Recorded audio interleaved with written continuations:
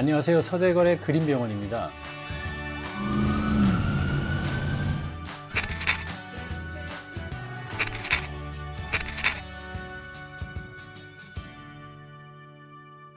여러분들 고기 좋아하시죠?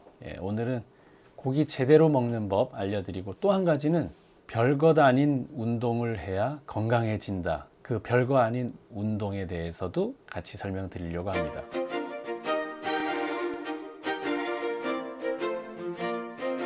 첫 번째 고기 얘기를 제가 꺼냈는데요. 우리가 50세까지 수명이 있을 때는 고기를 먹어도 50세, 먹지 않아도 50세까지 잘 살 수 있었습니다. 근데 이제 100세 시대가 됐더니 앞에 50세는 그렇게 버틸 수 있었는데 뒤에 50년은 버티기가 쉽지 않다는 거죠. 뭘로 버티느냐?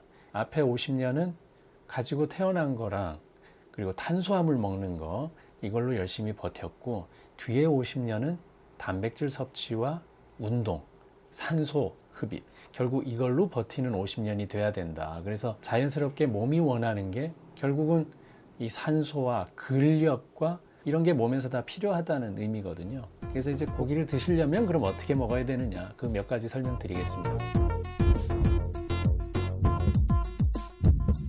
첫 번째는 어떤 고기건 매일 섭취하고 있는 게 있어야 된다라고 설명을 드리고 있습니다. 예를 들어서 하루에 달걀 2개, 짜지 않게 담근 장조림, 요즘들은 많죠. 네, 그렇게 해서 우리가 선택하기 쉬운 걸 먼저 고르는 게 기초 단계거든요. 건강에서도 처음부터 아주 어려운 걸 시키면 하질 못하잖아요. 가장 중요한 건 밤늦게는 먹진 않아야 된다. 고기도 마찬가지거든요. 두 번째는 지방질이 좀 적은 고기를 매일 먹을 수 없을까? 이제 두 번째고, 세 번째는 조리 방법이 가급적이면 좀 삶은 고기 이런 것들이 좀 변형이 적으니까 또 그게 도움이 될 수 있다 정도 생각하시고, 만약에 그런 게 정말 다 싫다면 정확한 단백질에 대한 것들 섭취는 꼭 해야 되거든요. 동물성 단백질, 식물성 단백질, 이제 장점, 단점을 얘기를 하자면 결국 동물성 단백질은 우리 몸의 흡수율이 워낙 좋다는 게 장점입니다. 그러니까 식물성 단백질은 콩 같은 경우는 흡수가 참 잘 되는 식물성 단백질이지만 나머지 식물성 단백질들은 동물성 단백질만큼 흡수력은 떨어지게 되어 있습니다.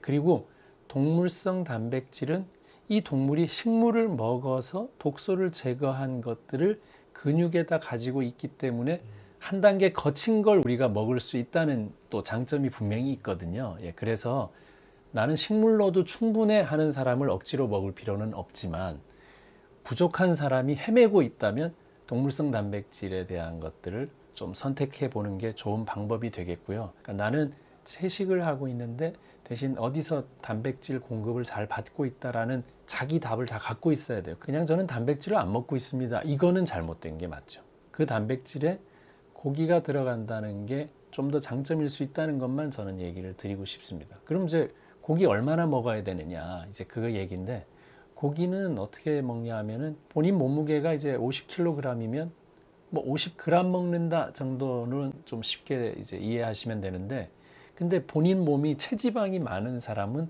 거기에 한 70% 정도, 0.7을 곱해서 먹는 방법을 또 택하시는 게 좋고요. 두 번째는 이게 근육으로 그 단백질이 잘 전달이 되려면 아까 50kg인 사람의 0.7이니까 70%니까 35g이거든요. 그 35g을 어떻게 나눠 먹느냐인데, 거기에 한 70% 이상은 35g에 한 70%면은 뭐 한 25g 정도 되는 그 단백질을 아침, 점심, 저녁 중에 25g은 한 끼에 또 먹는다가 또 장점이 될 수 있습니다.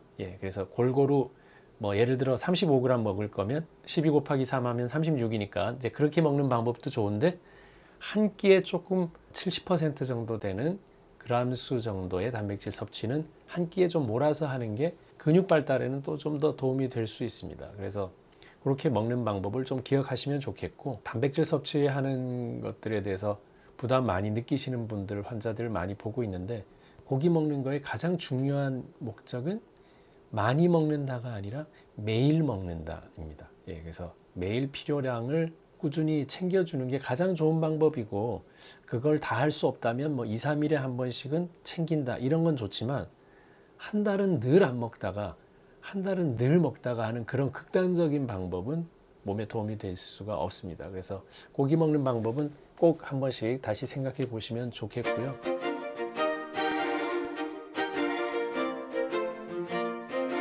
고기를 먹었으면 거기에 맞는 운동법이 또 있어야 되는데, 운동을 세 가지로 나눠 보겠습니다.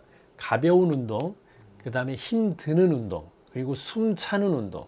요 세 가지인데, 여기 이제 그림을 제가 그려보면 요게 별거 아닌 운동이고요.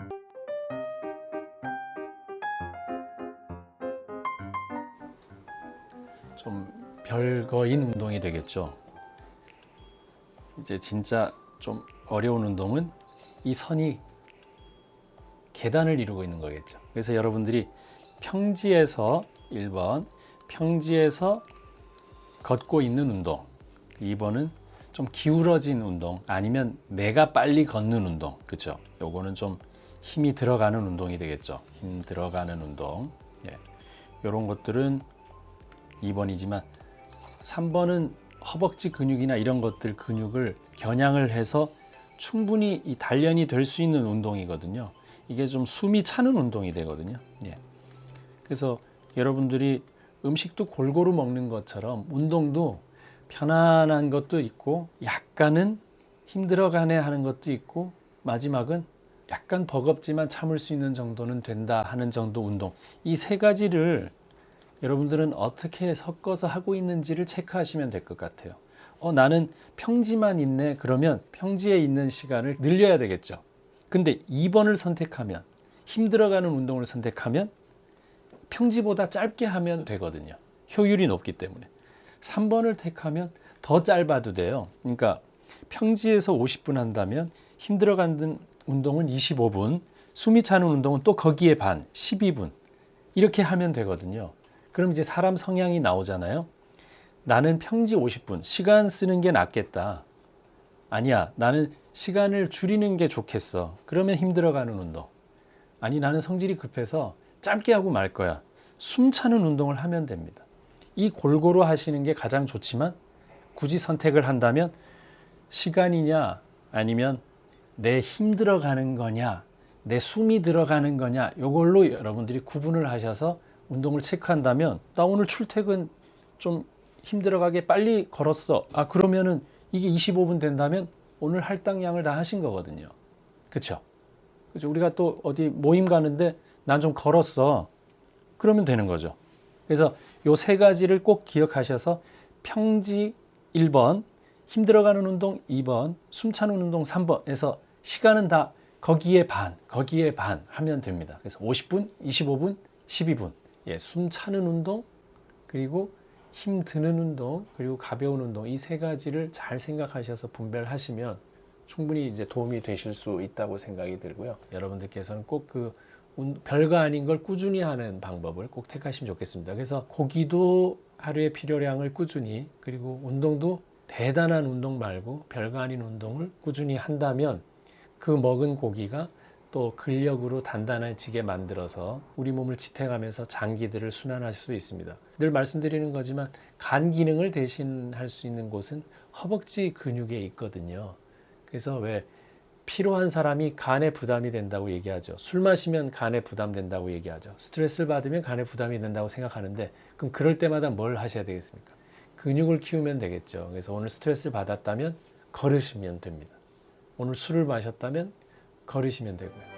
그러니까 이렇게 뭐가 잘못됐다면 반드시 그날 보상하면 만성염증으로 가지 않고 계속해서 우리 수명을 다 끝까지 유지하면서 갈 수 있는 거고, 그걸 못 지킨 세월이 길어지면 결국 큰 병이 오기 때문에 여러분들이 꼭 이 두 가지를 잘 병행하시면 좋겠습니다.